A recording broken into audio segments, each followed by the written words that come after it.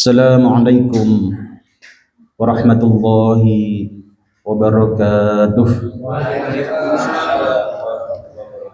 Innal hamdalillah nahmaduhu wa nasta'inuhu wa nastaghfiruh wa na'udzu billahi min shururi anfusina wa min sayyiati a'malina. May yahdihillahu fala mudilla lahu wa may yudlil fala hadiya lahu. Asyhadu an la ilaha illallah wahdahu la syarika lah. Iyyahu na'budu wa iyyahu nasta'in. Wa asyhadu anna Muhammadan 'abduhu wa rasuluh al-mab'uts rahmatan lil alamin. Allahumma fashalli wa sallim wa karrim ala hadzal nabiyyil karim nabiyyina wa maulana Muhammadin sallallahu alaihi wasallam wa ala alihi wa ashabihi ajma'in wa man tabi'ahum bi ihsan yaumiddin. Amma ba'd, fayal hadirun usikum wa iyaya bitaqwallah wa ta'atihi la'allakum tuflihun. Allahumma la sahla illa ma ja'altahu sahla wa anta tajul hazna idza syi'ta sahla. Amma ba'd. Hadirin wa birahmatullah. Tema kita kali ini melanjutkan pembahasan tentang bab yakin dan tawakal dalam kitab Riyadhus Shalihin. Hadirin, ada 3 pelajaran yang bisa kita ambil dari pembahasan bab yakin dan tawakal pada bagian kedua ini.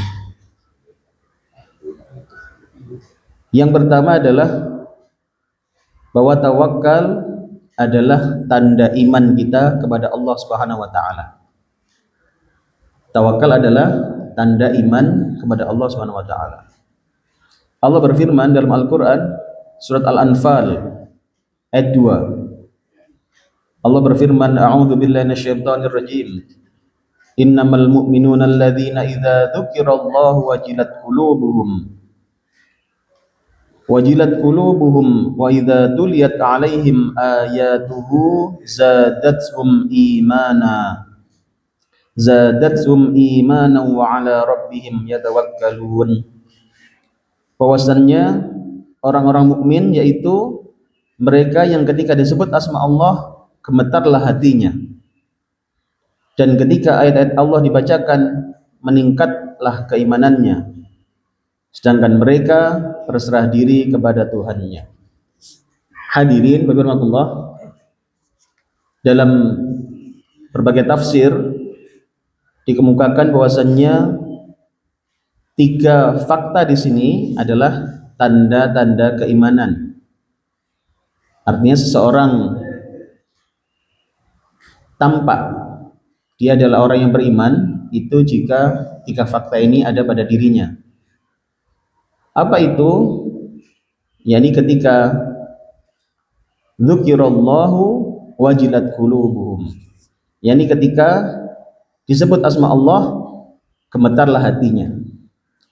Orang beriman itu dia yakin kepada Allah. Orang beriman itu dia memahami bahwasanya alam ini tidak ada dengan sendirinya. Bayangkan kalau panjenengan memahami alam ini bukan ada dengan sendirinya, tetapi ada penciptanya, ada yang menghendakinya, dan ada yang menjaganya. Hadirin makallah, kalau alam ini ada dengan sendirinya, tidak mungkin secantik ini, tidak mungkin sehebat ini. Betul. Bayangkan begini, kalau jenengan ada kue di rumah, kue itu kira-kira simsalabim ada sendiri atau ada yang buat, kan? Pasti ada yang buat. Semakin enak masakan, terbayang semakin hebat juru masaknya, kan gitu kan? Mereka yang ahli dalam memasak pasti racikannya lebih hebat dibanding mereka yang masih baru, ya kan? Baru belajar. Maka alam semesta ini bisa kita pahami, ini ada penciptanya. Ini tidak ada dengan sendirinya. Jangan mirsani burung misalkan, berbagai macam burung. buah-buahan berbagai macam, itu menampakkan kehebatan penciptanya. Begitu telitinya, pohon sama-sama satu tempat, sami-sami di tanah yang sama, bayangkan, di tanah yang sama, tetapi beda, yang satu pohon belimbing, yang satu pohon mangga. Di tempat yang sama, di tanah yang sama, tapi beda rasanya hasilnya. Yang satu manis, yang satu asam. Loh, kok bisa begitu? Ya itu karena ada penciptanya. Bayangkan kalau semua ada dengan sendirinya. Ya kan, orang-orang yang ateis kan menganggap dunia ini ada dengan sendirinya. Jadi dunia dianggap apa ya, bahasanya mak cegungguruk gitu. Apa mak cegungguruk gitu ya? bahasa medok pokoknya. Bayangkan, tidak mungkin bisa seindah ini. Apakah sampah, tumpukan sampah yang kena angin tiba-tiba jadi pesawat terbang? Tidak mungkin. Apa mungkin tumpukan sampah itu kena angin tiba-tiba jadi pesawat terbang? Kan nggak mungkin. Jadi tidak bisa diterima akal mereka yang mengatakan seperti itu. Semua ada penciptanya, sehingga kita bisa bermacam-macam. Ya kan? Ada lagi, ada perempuan, ada yang ganteng, ada yang setengah ganteng. Itu masing-masing kok bisa begitu ya? Itulah ada penciptanya. Nah, orang beriman itu meyakini itu. Sehingga ketika disebut asma Allah, wajilat qulubuhum, hatinya gemetar. Dia tahu sedang disebut penciptanya. Dia tahu sedang menyebut pencipta alam semesta. Hadirin, bayangkan seseorang yang disebut nama bosnya saja, ketika dia tahu bosnya itu akan memutuskan gaji dia tahun ini naik apa tidak, itu kan untuk greget, agak gimana gitu yang perasaan. Wah, dia yang memutuskan nanti itu gaji kita naik apa enggak, gaji kita naik atau malah justru dipecat gitu kan. Maka bayangkan kalau kemudian kita menyebut asma Allah yang dia menentukan hidup kita, dia menentukan masa depan anak-anak kita, dia menentukan alam semesta ini esok hari masih ada apa tidak, maka gemetarlah hati orang-orang beriman. Itu tanda orang beriman. Dia disebut, yang disebut namanya adalah asma Allah, penguasa alam semesta. Hadirin, tentu gemetar hati ini.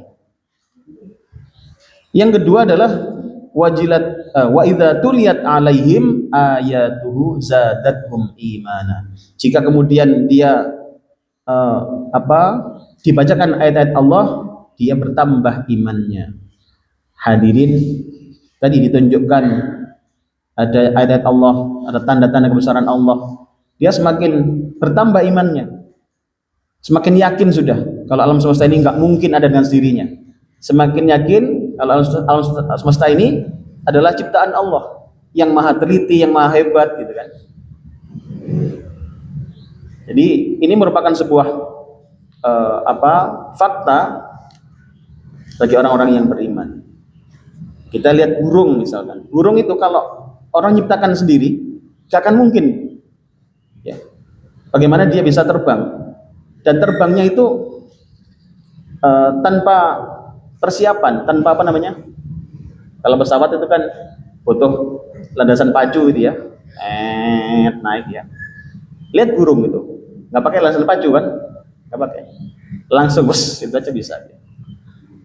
Ya, itu kok bisa begitu? Nah, artinya sampai sekarang mungkin belum bisa manusia membuat yang seperti itu, tidak bisa. Nyamuk aja, nyamuk kita anggap kecil, tapi sampai sekarang ada nggak bisa bikin nyamuk? Nggak ada. Profesor mana yang bisa bikin nyamuk? Nggak bisa. Kan? Artinya ketika melihat fakta-fakta itu semakin yakin bahwa memang ini ciptaan Allah. Bertambah imannya. Nah, yang terakhir, wa ala rabbihim yatawakkalun, dia bertawakal kepada Rabbnya. Hadirin, orang yang beriman itu tandanya adalah dia gumantung, bersandar kepada Allah. Dia yakin Allah penciptanya, dia yakin Allah yang menjaga alam ini, maka dia bersandar hanya kepada Allah Ta'ala. Hadirin makullah, semakin pinter, semakin seseorang itu memahami bahwasannya ada zat yang lebih hebat dari dia, yang mengatur alam semesta ini, maka dia semakin bersandar kepadanya. Saya contoh begini, Bapak sekalian. Kalau panjenengan misalkan datang ke seorang tukang, ya, atau kita mau renovasi rumah lah. Kalau yang ngerjakan tukangnya ahli, kan, itu kita lebih tenang loh. Misalkan kita tanya, Mas dulu pernah ngerjakan bangunan seperti apa? Oh, kita pernah bikin masjid lantai 10 lantai. Wah, kita menyerahkan bangunan masjid kita ini nyaman aja sudah. Wah, dia sudah 10 lantai dia bisa. Kalanya kita berapa? 2,5. Ini 2,5-nya. Bisa gitu kan, yakin bisa gitu kan. Kenapa? Karena yang ngerjakan jauh lebih ahli. Semakin kita mengetahui seseorang itu semakin ahli, kita semakin tenang. Sebaliknya kalau kemudian kita mengetahui dia nggak begitu ngerti, wah itu bisa berbahaya, kan? Semakin tidak tenang kita. Kalau ditanya, Mas ini kira-kira nanti gimana ya bangunannya? Waduh, saya masih baru belajar Pak ya, sih mudah-mudahan jadi Pak. Kalau mudah-mudahan jadi, ngomong gorong di mana bubar itu kan. Lah itu, maka seorang mukmin ketika semakin yakin adanya Allah, yakin Allah Maha Kuasa, ya, yakin Allah bisa mengatur alam semesta ini. Apa susahnya sih ngatur rezeki kita? Allah yang mengelola alam semesta ini, memberi rizki para burung-burung, hewan-hewan itu bisa. Apa susahnya memberi kita rizki? Semakin kita faham itu, maka wa ala rabbihim yatawakkalun, dia semakin bertawakal. Hadirin, ini tanda orang beriman. Jadi jenengan semakin ngerti kekuasaan Allah itu semakin bagus. Karena dengan itu jenengan semakin tenang. Semakin tenang. Kayak tadi kita tahu karya-karyanya yang ngerjakan bangunan kita ini, dia semakin punya karya ini, karya itu, semakin tenang kita. Oh, dia ahlinya sudah. Sudah, nggak usah mamang sudah, gitu kan. Nah, apalagi dengan Allah, kita lihat kekuasaannya, kita lihat kemahahebatannya, maka akan semakin tenang hati kita. Maka sering-seringlah menengok, misalkan kita melihat ada burung, ada pohon, itu adalah kekuasaan Allah. Ya, lihat cicak saja itu jadi tenang loh hati kita. Percaya badan, lihat cicak aja, kok bisa? Ini cicak itu tanda Allah yang mendatangkan rizki loh. Yang dosa cicak itu makannya apa? Cicak makannya apa cicak itu? Nyamuk. Padahal cicak nggak bisa terbang, nyamuk bisa terbang. Tapi pernah nggak lihat cicak stres ngoten? Nggak pernah kan? Cicak stres sang pojokan meneng lapor stres aku, opo? Rizki ini bisa ngiber kabeh. Dia nggak bisa terbang loh, nggak bisa ngejar itu. Tapi kok nyatanya tidak seperti itu. Nyatanya cicak gemuk-gemuk juga. Kok bisa begitu? Karena Allah menjamin rizkinya. Padahal cicak nggak bisa terbang. Hadirin makullah, cicak diam saja, dia berusaha lari ke sana kemari, dia berusaha saja. Allah yang datangkan rizkinya. Datang seekor nyamuk, kalau dimakan ya sudah dimakan situ. Hadirin, maka disitulah tanda Allah memang memberikan rizki. Dan kalau kita melihat itu, semakin yakin kita. Tugas kita hanya berikhtiar. Sudah ikhtiar maksimal saja. Kita ikhtiar, kita bikin usaha jualan kayak, bisa bikin ikhtiar apa kayak, selama itu halal, jalankan saja. Rizki nanti Allah yang akan ngasih kita. Hadirin makullah, itu yang pertama, bahwasanya tawakal adalah tanda iman. Yang kedua adalah tawakal syarat masuk surga tanpa hisab. Tawakal itu syarat masuk surga tanpa hisab. Hadirin makullah, dalam hadis riwayat Ibnu Abbas radhiyallahu an, Rasulullah menjelaskan tentang ada 70.000 orang yang akan masuk surga tanpa hisab. Secara garis besar begini, kita nanti di akhirat itu ada grup yang masuk surga langsung, ada grup yang mampir dulu. Ada grup yang masuk surga langsung, ada yang mampir dulu. Kalau mampir dulu kemana mampirnya berarti? Neraka. Ya kan? Karena di akhirat tidak ada destinasi lain, ya? Tujuannya hanya dua, kalau tidak ke surga, neraka. Nah, ada yang ke surga langsung, ada yang ke surga tapi mampir dulu. Pilih yang mana jenengan? Mampir dulu atau surga langsung? Langsung ya. Iya kan, mampir dulu. Ya Allah. Maka salah satu syaratnya wa ala rabbihim yatawakkalun, bertawakal kepada Allah. Itu salah satu syaratnya. Syarat yang lain bagaimana? Di antaranya adalah mereka yang tidak meruqyah dan tidak minta diruqyah. Nah, itu. Wah, ini gimana nih Ustaz ruqyah nih? Nah, saya jelaskan dulu. Yang dimaksud di situ para ulama adalah ruqyah syirkiyah. Jadi ruqyah itu ada dua macam, ada ruqyah syar'iyah, ada syirkiyah. Apa itu kalau syar'iyah? Berdasarkan syar'i, ada tuntunannya, kan? Ciri khasnya apa? Bacaannya Al-Quran, isinya Quran, doa-doa maksur yang dari Rasulullah SAW, dari sahabat Nabi. Itu terus dikeraskan bacaannya. Itu diantara ciri-ciri khasnya. Ya. Tapi ada yang syirkiyah. Syirkiyah itu bacaannya nggak jelas. Apa yang dibaca dia nggak jelas. Pernah itu ada orang bilang, Ustaz saya tadi habis berobat, habis menjumpai seorang inilah yang dianggap bisa ngobati itu. Tapi bacaannya kok aneh, apa itu? Ada begininya, ada meret gitu. Kok ono barang gitu kan. Saya nggak paham. Waduh, kalau menurut saya nggak paham, itu kayaknya bukan ruqyah deh. Itu entah apa, bahasa apa itu, nggak paham saya. Jadi kalau itu ruqyah pasti jelas bacaannya. Al-Quran, Al-Fatihah, ayat kursi gitu kan. Jadi jelas-jelas saja. Jadi nggak ada masalah orangnya dengar, bahkan malah bagus dia karena dengarkan Al-Quran itu berpahala juga ya. Jadi sekali lagi yang dilarang adalah ruqyah syirkiyah. Maka orang yang pakai ruqyah syirkiyah itu nggak memenuhi syarat masuk surga tanpa hisab. Hati-hati. Baik dia yang meruqyah atau dia minta diruqyah. Hati-hati, makanya kalau datang ke mau berobat, pastikan yang dimintai berobat ini seperti apa ya. Jadi pengobatan ada dua, pengobatan yang ilmiah, ada non ilmiah.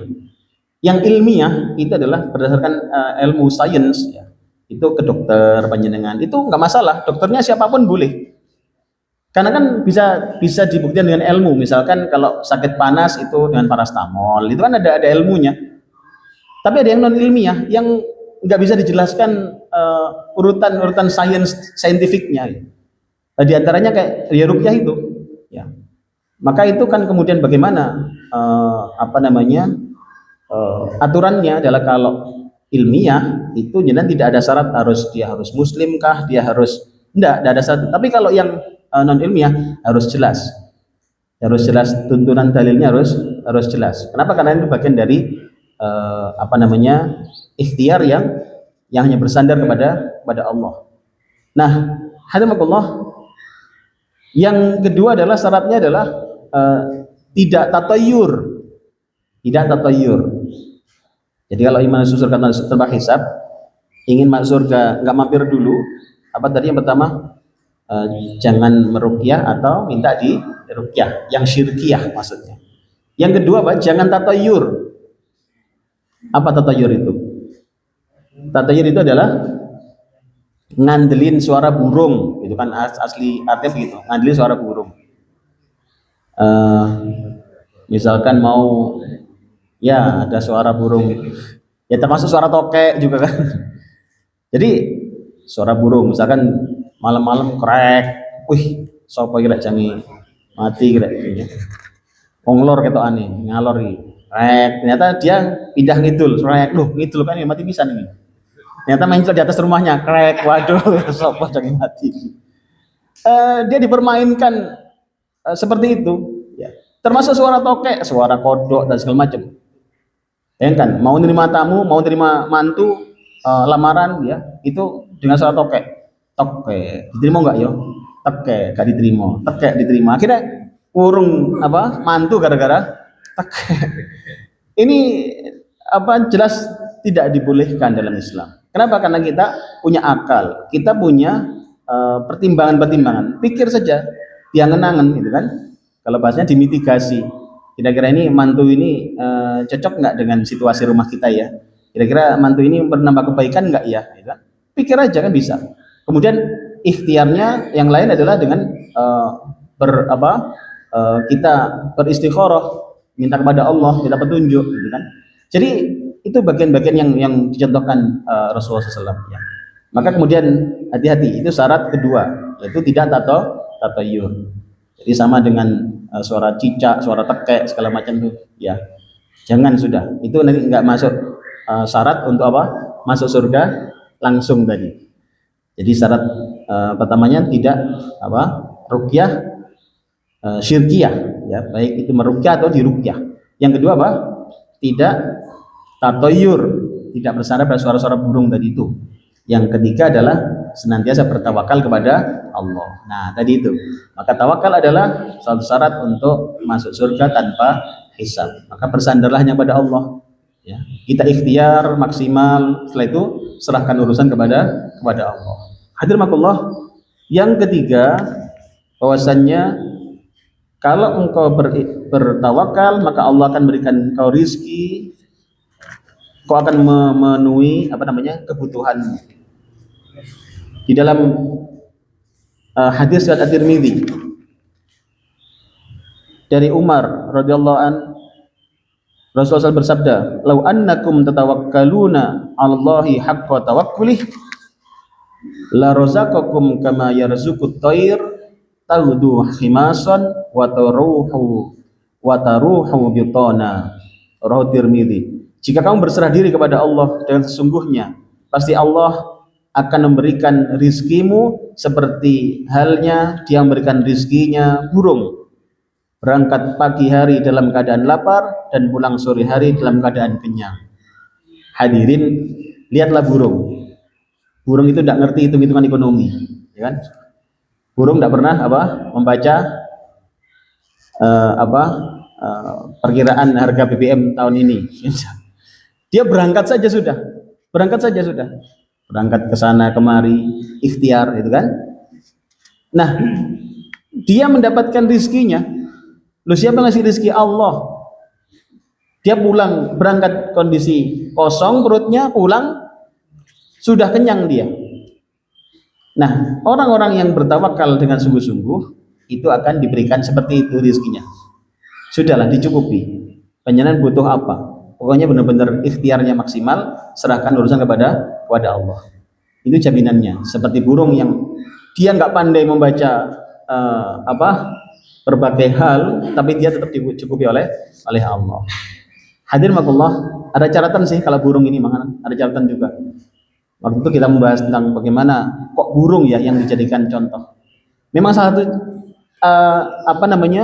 catatannya untuk burung itu nggak serakah. Ya, burung itu tidak serakah. Pernah lihat nggak burung itu terus makanannya itu bawa, terus kemudian bawa lagi kresek kas, gitu. Kan nggak usah. Dia kan hanya cukup secukupnya perutnya saja kan. Kan beda dengan manusia. Kan? Mari warak, tak nggak bisa nih ya, gitu ya. Bawa kresek nggak apa gitu ya. Nggak. Disitulah kadang-kadang manusia itu merasa kurang terus itu. Maka kadang-kadang kita perlu memahami konsep tawakal ini. Allah mencukupi kebutuhan kita, bukan keinginan kita loh ya, bukan semua keinginan itu enggak, kebutuhan kita itu selesai. Jadi atas izin Allah diberikan itu. Jadi bukan keinginan. Kalau ngurusi keinginan nggak pernah selesai kan? Kadang saya sudah bolak-balik ikhtiar tapi kok nggak jadi-jadi ya rumah kita ini. Lah yang dibayangkan rumah kayak apa? Kalau rumah asal rumah yang bisa ditinggali saja selesai atas izin Allah. Tapi kalau kemudian yang dibayangkan rumah tingkat berapa gitu kan ya, karpe kan begitu kan, rumah makrong tinggi rembong terus tandurannya lombok terong gitu kan ya. Kalau begitu ya enggak, ini namanya keinginan. Yang Allah cukupi adalah kebutuhan. Maka seperti burung tadi, Allah berikan rizkinya. Dia berangkat perutnya kosong, pulang perutnya terpenuhi. Hadirin Allah, ada 3 hikmah tadi yang bisa kita ambil sebagai pelajaran insya Allah. Apa tadi? Yang pertama tadi, bahwasanya tawakal adalah tanda iman. Ya, sebagaimana tadi Al-Anfal ayat 2 tadi. Kemudian tawakal adalah syarat masuk surga tanpa hisab. Dalam hadis Bukhari Muslim tadi dari Ibnu Abbas radhiyallahu an. Maka hati-hati dengan tawakal kita, ya. Karena selain tanda iman, dia juga syarat masuk surga tanpa hisab. Kemudian yang ketiga adalah bertawakal itu menjadikan kita dicukupi rizki oleh Allah Ta'ala. Maka bertawakal dengan sebenarnya bersandar hanya kepada Allah.